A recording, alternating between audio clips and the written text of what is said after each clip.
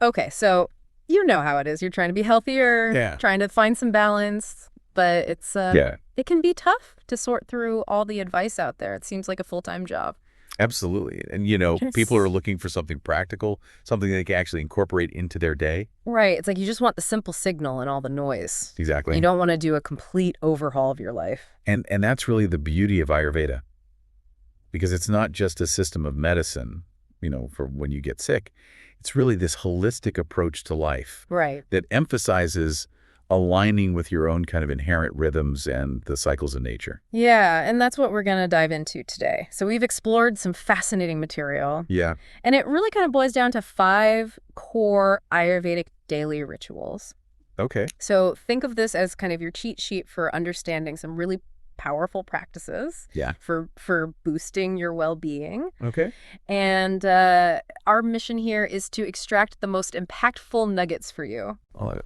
So the stuff we've looked at, it gives a really fantastic, actionable overview of routines. Yeah. These are things that you can really incorporate into your day. Right. And alongside that, we have some wonderful seasonal dietary recommendations. Nice. So So, it's all about really weaving these fundamental principles into your existing life. yeah, I think that's the key takeaway is that it's not meant to be something, Yeah. that's completely foreign. It's really taking a look at what you're already doing and seeing how can we tweak things Right, to exactly. get a better result. Yeah, totally. So let's unpack this, starting with what's often called morning magic. Okay. And this is about really how you set the tone for your whole day. Yeah. And a key recommendation here is waking up between 5 and 6 a.m. Okay. Now, I can already hear the groans. I know for some of you listening that might sound like the middle of the night, but Right. but what's the thinking behind this early start? Yeah, so I think what's fascinating here is that Ayurveda recognizes that there's different energetic phases of the day. Okay. So the period before sunrise is considered to be this time that's dominated by Vata and Kapha doshas, Okay. which are very light, possess these qualities of stillness. And so waking up during this time can really support that kind of mental clarity, Okay. that sense of calm that you need to kind of take on the rest of the day. Interesting. So it's about tapping into a specific energy of the morning. Yeah, I like to think of it as like kind of aligning yourself with the rhythm of nature, Okay. Yeah. like getting up with the sun. Yeah, totally. Okay. So once you're up, Mhm. there's this 3-part ritual Yeah. that helps your body gently clear out anything that's built up overnight. Yeah. So first up is Ushapan. Ushapan? I think I'm pronouncing that right. You got it, yeah. Ushapan. Okay, so it's just drinking a glass of warm water first thing in the morning. Exactly. That sounds really simple. It is. But what's the benefit here? So in the Ayurvedic view, this simple act of drinking warm water first thing in the morning is really to help stimulate your digestive fire or your agnaning, Okay. as is known in Ayurveda.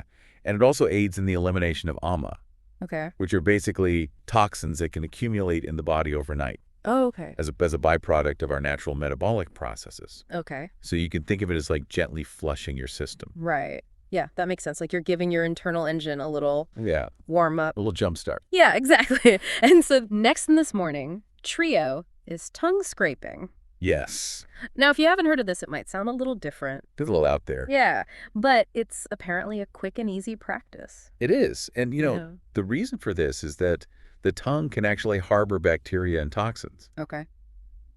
And so gently scraping it each morning Mm-hmm. can help to remove this accumulation and promote better oral hygiene. So it's kind of like brushing your teeth, but Yeah, it's like taking it a step further. for your tongue. Exactly. And it goes a bit deeper than that in Ayurveda. Okay. The tongue is actually seen as like this map Yeah. to your internal organs. Mm-hmm. And so removing this coating, removing this ama, Mm-hmm. can actually even improve your sense of taste Wow. and support better digestion. That's a surprising connection. Yeah, it's pretty cool. Yeah, so the final piece of this morning magic is a 5-minute self-massage using coconut or sesame oil. Nice. 5 minutes, that's pretty manageable even on a rushed morning. Totally. And this active self-massage, or abhyanga, Okay. as it's called in Sanskrit, Mm-hmm. even for just a short duration, can stimulate circulation throughout the body. Okay. It calms the nervous system Mm-hmm. and helps move lymphatic fluid, which is really important for detoxification. Okay.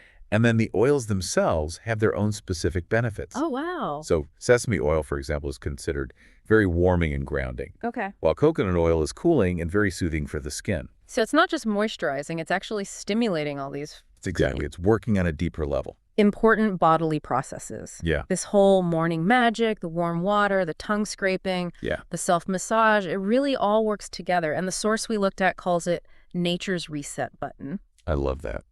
I love that idea of starting fresh each day. Yeah, it's beautiful imagery, and I think it really encapsulates the Ayurvedic philosophy Right. of starting your day with intention, Mm, taking a few moments for self-care before the demands of the day take over. yeah, totally.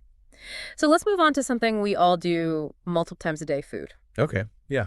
And the material we looked at has some interesting Ayurvedic eating guidelines under the heading Food Wisdom. Nice. And the first principle that really stood out to me was eat only when you're truly hungry, not just because it's, noon or whatever. Yeah, It's about listening to your body's signals. exactly. Yeah. Ayurveda places a really strong emphasis on this idea of mindful eating, Okay. and recognizing those natural hunger cues. Mhm.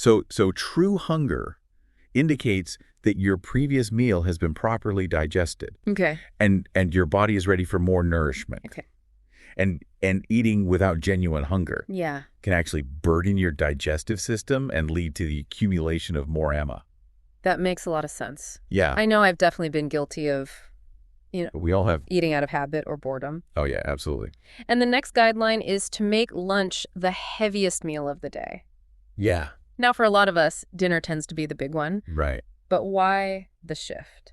So in Ayurveda, we recognize that our digestive fire, our Agni, Mm-hmm. is actually strongest during the middle of the day. Oh. So roughly between noon and 2 p.m. Okay. when the sun is at its peak. Okay. This is when our bodies are best equipped to digest larger quantities of food, Interesting. more complex foods. Okay. And then as the day goes on, our digestive capacity naturally decreases. So it's about working with your natural rhythms. Exactly. And then it recommends having dinner before 8 p.m., which again kind of ties into this giving your body time to digest before sleep. Right. What's the ideal window there? So ideally, allowing at least 2 to 3 hours between dinner and bedtime gives your body enough time to begin that digestive process before you lie down. Mm-hmm. And this can significantly improve the quality of your sleep. Right. Because your body's not trying to do two things at once. Yes. It's not trying to digest a heavy meal while also trying to rest and repair. Right. Right. And another fascinating tip is to avoid screens while eating. Yes. To really focus on the experience and to taste every bite. This is a big one, That's a tough one. especially in our world today. Yeah, our screen-saturated world. Yeah. But what's the Ayurvedic perspective?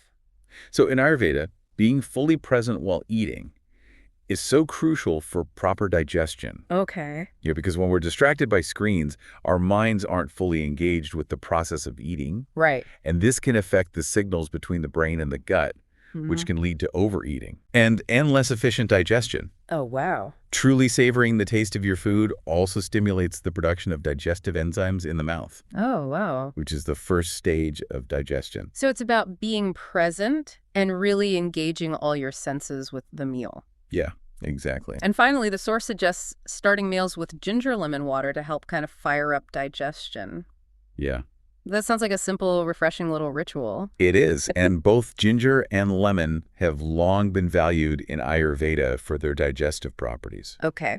So ginger is known to stimulate Agni, Okay. promote the secretion of digestive enzymes, while lemon can help stimulate the flow of bile, which aids in fat digestion. Interesting. So it's just a gentle way to kind of prepare your digestive system for the meal ahead. Nice. All right. So we've talked about how to start the day, Yeah. some key principles for how to approach our meals. Mm-hmm. Let's dive into daily rhythm secrets, which is all about syncing with nature's clock. Yeah. And this feels like a core theme through everything we've discussed. Absolutely. Yeah. Ayurveda emphasizes the profound connection between our individual rhythms and the larger cycles of nature. Right. The rising and setting of the sun, the changing seasons, and living in harmony with these rhythms Yeah, is so important for our well-being on a fundamental level. totally. And The first recommended practice here is a 15-minute morning sun bath for vitamin D, Yes. which is something that a lot of us have heard about for general health. Right. But what's the Ayurvedic take on that? So while the benefits of vitamin D are well known, Ayurveda also values the energetic quality of sunlight, particularly in the morning. Okay. It's considered more gentle and nourishing. Okay. And this early exposure to sunlight helps to regulate your body's natural sleep-wake cycle or circadian rhythm, Right. which is crucial for overall balance. So it's not just about getting that vitamin D, it's also about that. Yeah, it's about the energy. Energy. Yeah. Okay, so the next daily rhythm secret is taking a 10-minute Vajrasana after lunch to aid digestion. Now, for those of us who are not familiar, Vajrasana, Vajrasana. I think I said that right. You did Vajrasana. Okay. Yeah. It's a specific yoga posture, kind of a kneeling pose. It is, yes, a seated pose where you kneel with your feet tucked under your buttocks. Okay. And what's unique about Vajrasana is that it's believed to direct blood flow to the abdominal area, Okay. which can enhance digestion. Okay. And it's traditionally the only yoga asana that's recommended to be practiced immediately after eating Interesting. because it gently stimulates the digestive organs. So it's a very targeted posture Yeah. to support that. Yeah, I like to think of it as like giving your digestive system a little hug. Oh, I love that. And the final piece of this daily rhythm is a foot massage with warm oil before bed. Ah, yes, That sounds so soothing. is one of my favorites. A great way to wind down Yeah. before you go to sleep. Absolutely. So massaging the feet with warm oil, particularly sesame or almond oil, Okay. has a deeply calming effect on the nervous system, which can significantly improve sleep quality. Yeah. And in Ayurveda, it's also believed that there are important energy points or marma points on the feet Okay. that, when massaged, can promote relaxation throughout the entire body. So it's like these seemingly small rituals, a bit of sun, Yeah. a specific posture after eating a relaxing foot massage. They're all about supporting your body's natural processes and aligning with this daily flow. Exactly. They're simple yet profound ways to nurture your body's inherent intelligence Mm-hmm. and promote balance from within. I love that. Okay, now let's talk about how things shift throughout the year Click. with seasonal smarts. Yes. Ayurveda recognizes that what our bodies need can change depending on the season, much like the natural world around us. The Absolutely. source that we looked at even refers to nature as a pharmacy that changes with the seasons. Beautiful. I love that image. Yeah, and it really illustrates the Ayurvedic understanding that nature provides us with everything we need to maintain balance throughout the year. Mm-hmm. You know, different seasons bring about changes in temperature, humidity, Right. the availability of certain foods, and Ayurveda guides us on how to adjust our diet and lifestyle Right. to stay in harmony with these shifts. Yeah, totally. So the source gives some specific dietary recommendations for different seasons. Okay. For summer, it suggests mint buttermilk. Oh, yeah. That sounds so refreshing. It is so refreshing, especially on a hot day. On a hot day. Yeah. What's the Ayurvedic rationale behind this? So mint has a naturally cooling property, Okay. which helps to counteract the heat of summer. Right.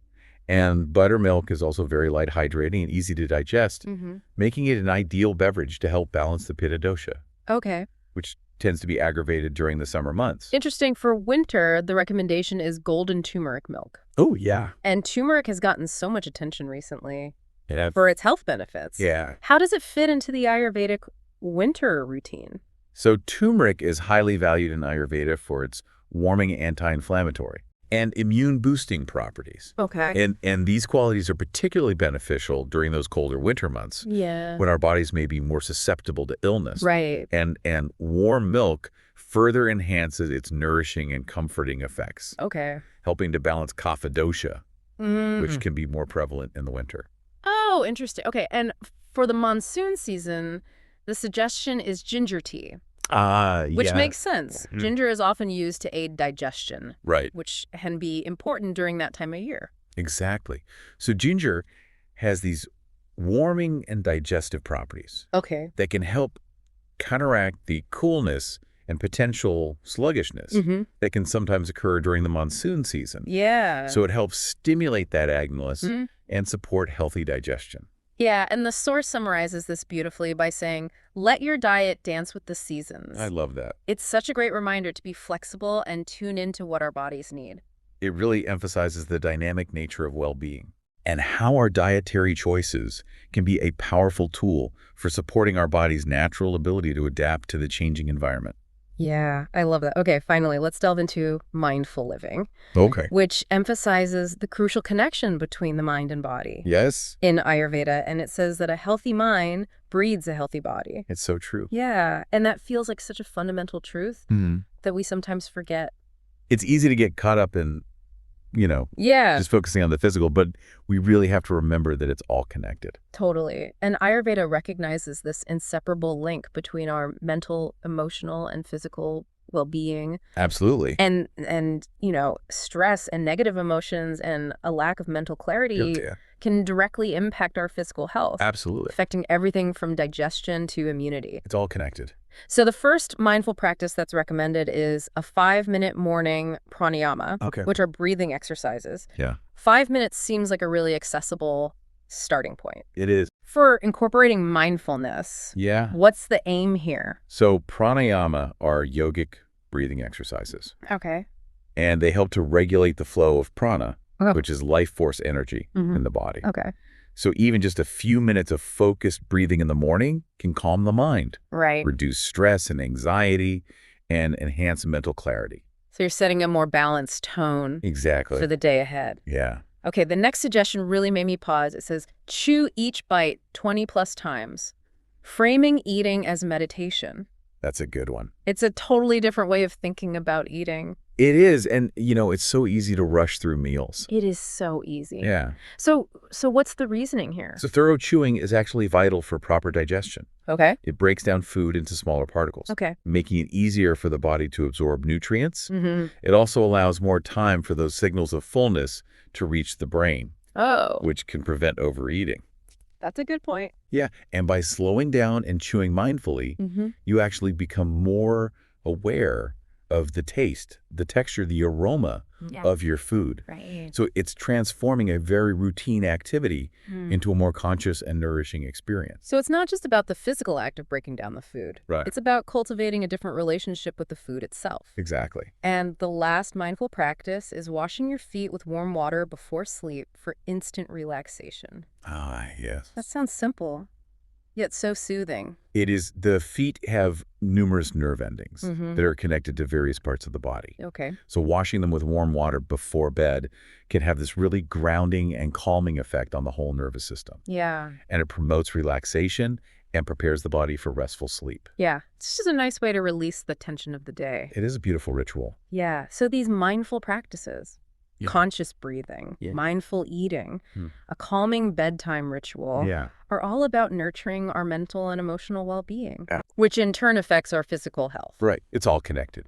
So as we wrap up this deep dive, it's clear that Ayurveda offers a really comprehensive, Yeah, holistic approach to well-being. it does. And it's not just about treating symptoms, it's truly a way of living in greater harmony with ourselves and the world around us. I couldn't have said it better myself. And these daily rituals, while they might seem like small changes, Yeah. they're really powerful tools for cultivating balance Mm-hmm. and promoting long-term health and vitality on a really profound level. Yeah, they're like little seeds that you plant. Mhm. They can grow into something really amazing. Totally. And for you, our listener who's looking to integrate some of this ancient wisdom into your modern life, Yeah. the source that we've explored suggests starting with just one ritual Mm-hmm. and observing how you feel. Great advice.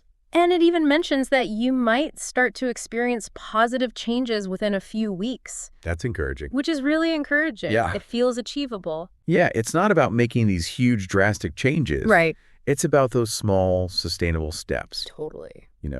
Even incorporating one mindful practice into your daily routine can create a ripple effect, Right. leading to more positive changes over time.